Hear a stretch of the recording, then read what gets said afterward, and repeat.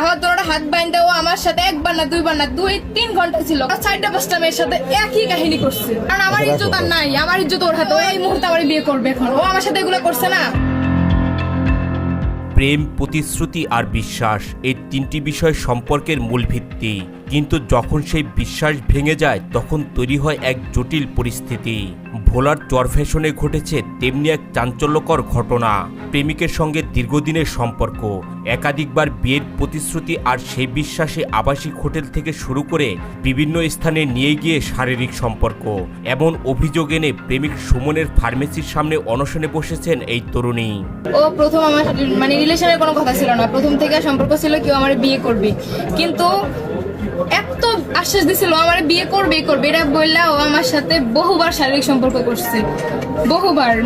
ও আমার হাত বাইন্ধে একবার না দুইবার না বহুবার করছে। এই টাইমটার ভিতরে আমার মনে হচ্ছে আমার জানটা বাইর হয়ে যাবো, এরকম অবস্থা। ও কেন এখন বিয়ে করবে না?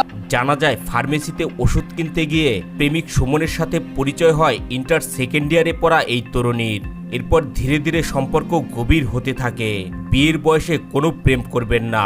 প্রেমিক সুমনকে একথা জানিয়ে সুমাইয়া সম্পর্কে জড়াতে না চাইলেও প্রেমিক তাকে বিয়ের প্রতিশ্রুতি দিয়ে সম্পর্কে জড়ান। কিভাবে সম্পর্ক হয়েছে?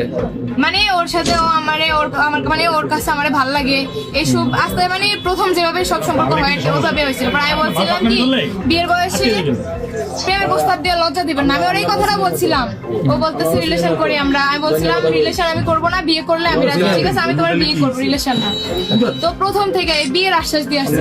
8 মাসের প্রেমের সম্পর্কে প্রেমিক সুমনের সাথে ঘনিষ্ঠতা বাড়ার সাথে সাথেই বিয়ের কথা বলে এই তরুণীকে নিয়ে যাওয়া হয় একটি আবাসিক হোটেলে। একদিকে প্রেমিককে বিয়ে করার মনোবাসনা, অন্যদিকে দীর্ঘদিনের প্রেমের সম্পর্কের পরিণয়। সরল মনে এই তরুণী প্রেমিকের